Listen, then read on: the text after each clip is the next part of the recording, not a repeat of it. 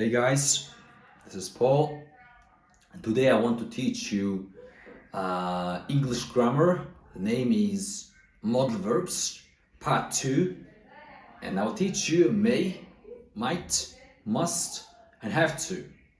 And so in total, you will have learned 4 different kinds of modal verbs by the end of this video. Okay, so when do you need to use these words? When do you need them?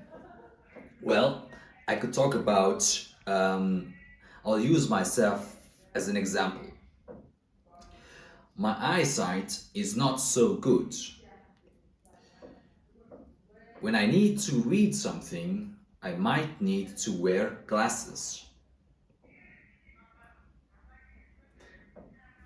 Honestly, I might have ruined them because of the computers. Because I used to play lots of computer games when I was in middle school. But I must wear glasses by law when I have to drive a car. Окей юм байна. Тэгэхээр иймэрхүү байдлаар залуусаа энэ дүрмийг болох хэвээр ашиглаж сурах хэрэгтэй гэсэн үг.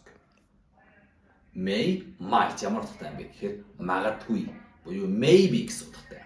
Maybe. Нэгдээ maybe гэсэн утгыг ерөнхийдөө ашиглахгүйгээр may үлэг гэж ашигладаг. May үлэг, might үлэг. Okay? Харин энэ must have to болох уйлаа хийх ёстой зүйл. Хийх хэрэгтэй зүйлийг ярихдаа must have to ашигладаг. Зогсоо шүү дээ. За одоо хэдүүлээ may, might хоёрын дэлгэрэнгүй үзье. Энэ бол ерөөсөө магадгүй гэсэн үг. Тэ?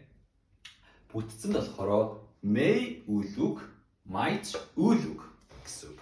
За тэгвэл одоо жишээ нь үлэгийнхаа араас нь may, might-ийнхаа араас нь үлэг жишээ нь би right гэж бичвэл may right гэвэл бичиж магадгүй.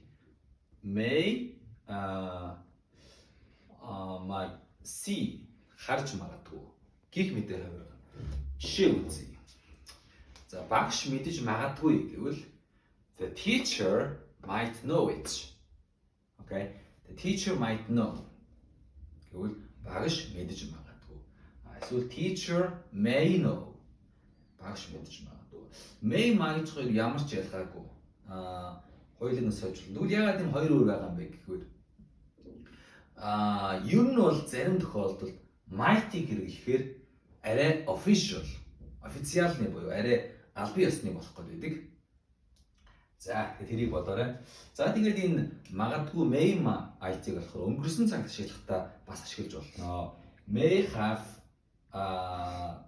verb ed, might have verb ed гэхээр юу гэсэн үг гэхээр тэгсэн байж магадгүй гэж ярихдаа ингэж ашиглах гэсэн үг.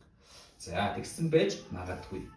Тэгээ түрүүнийхаараа ингэ холбоод үзсэн гэж болохоор may have энэ дээр нь болохоор ихэнх үйлдэлүүдийг харахаараа ed ингээд авчна гэсэн үг. May have шинэ look гэж үг байх юм бол яах нь look гэж үг бол араас нь look at гэж авчдаг.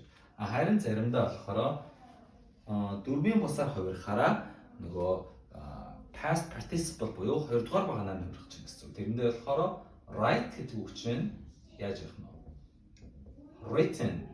written буюу биччихсэн гэж бодчихдог.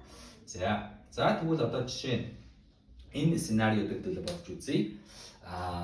Bata didn't come to work today. Okay? Bata өнөөдөр ажилдаа ирсэнгүй. Bata didn't come to work today. Тэр өвдсөн байж магадгүй. He might have been sick. Тэр өвдсөн байж магадгүй. Өнгөрсөн зүйлийг эргэж ярихдаа ингэж ярьсан. He may have been sick or he might have been sick. За одоо must have to гэсэн үгтэй. Ерөнхийдөө хоёулаа бол адилхан ёстой. Тэгэхгүй бол болохгүй гэсэн утгатай өгнөд. Жишээ нь You must study. You have to work. You must wake up early. You have to speak slowly. бүгдээрээ чи сурах ёстой, чи ажиллах ёстой, чи эрт босох ёстой, чи удаан ярих ёстой гэж ерөнхийдөө ярина гэсэн үг. Тэгэхээр ерөнхийдөө ёстой гэж ярихад болохоор must, have to гэдэг гэсэн үг. За харин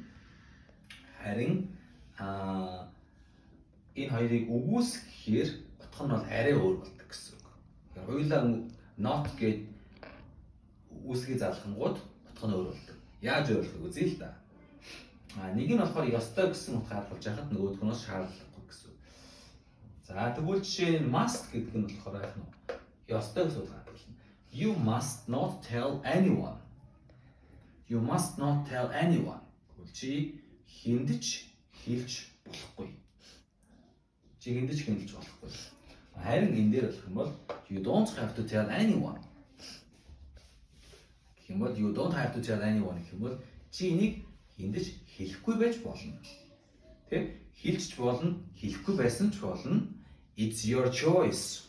Энэ бол чиний сонголт. Тэ? You can decide. Чи сонгож болно. Энэ дээр бол сонголт байхгүй. You must not. Тэгэхээр энэ хоёр болохоор энэ хоёрын хөвчлэн must-ыг болохоор тийм арай нөгөө бичгийн хэлбэрт их ашигладаг. Ямар нэг байгууллагын дүрм журам ч юм уу цаасан дээр гэрэн дээр ярихтаа must-ыг ярьдаг. Харин have to, don't have to бол их хөвчлэн ярианд spoken English дээр бол их ашигладаг. За тэгээд үн дүрмтэй холбоотой асуудал байх юм бол та хүмүүс коммент бичиж үлдээгээрээ үн сайжруулах зүйл байх юм бол бас бичээрэй. Би үзээд дараагийн видео сайжруулах гэж хичээх болно. За бүгдэд үзсэнд баярлалаа. Бай бай.